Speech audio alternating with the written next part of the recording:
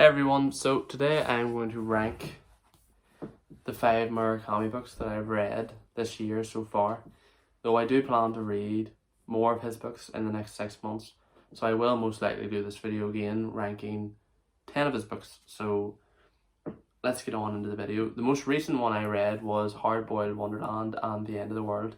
So hopefully I'll have to not be biased and put that one close to the top because I really did enjoy that one, and it's kind of given me this idea to do this video.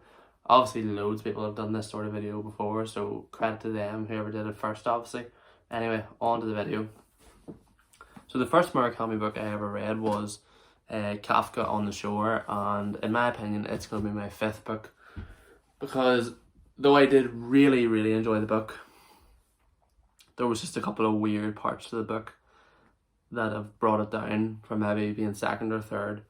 Whereas I did find the story really interesting. I thought it had a good end and I felt like it all tied together. It just, the weird parts kind of are bringing it down. And that's why I think this book is more popular when it comes to some readers nowadays. Though it is a very popular book. It's going to come in at number 5.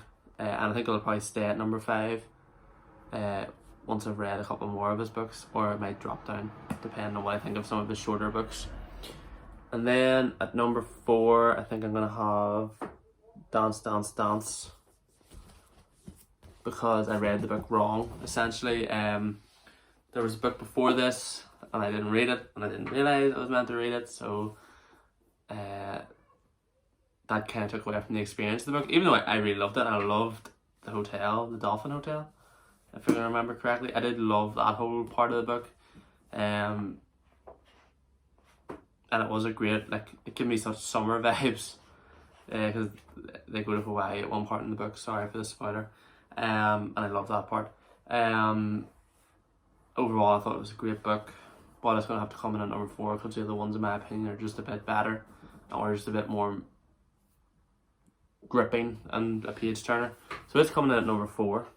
So that's 5, 4. Number 3 will have to be Hard-Boiled Wonderland and The End of the World, simply because I can't rank it too highly because that's biased towards it being the one I read the most recently, though I do think I enjoyed it more than Dance, Dance, Dance and Kafka on the Shore, considering how fast I read it and how much I wanted to continue reading it. It's a really enjoyable book. My review will be coming out possibly before this video on the 24th of July. It should have been out, so this video will be out after that on the 26th I think, but that's my opinion on that one. Coming out at number 3, if you want more thoughts on what I think about any of these books, then check out my reviews. I'm going to make a playlist and link the playlist in the description so you can check out the rest of my reviews on these books. On to the next one. So this was a hard decision in my mind because I love these books both, but they're both very different books. One's about romance and living in Tokyo as a university student and dealing with sad, like, death and stuff while trying to move on, whereas this one is about a man whose cat goes missing one day and brings him on this crazy, unbelievable adventure back to the past into different realms. It's just completely different. So how do you compare the two, and how do you decide which one's number 1?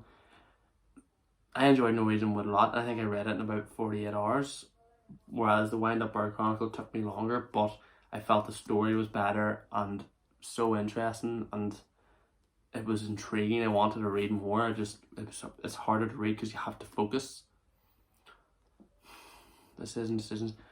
Norwegian Wood's going to come in at number 2. Watch my review. I did love the book. I think a lot of people should pick it up as their first one into reading his books if they want to get into Murakami's books. And then at number 1, we're going to go with the Wind Up Bird Chronicle. Fantastic book. Highly recommend it to anyone looking at an amazing book to read.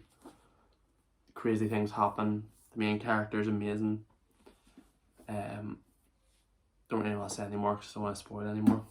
But anyway, that's that for that video. If you like the video, hit the like button. If you're new here, hit the subscribe button. We're on the road to 250 hopefully now.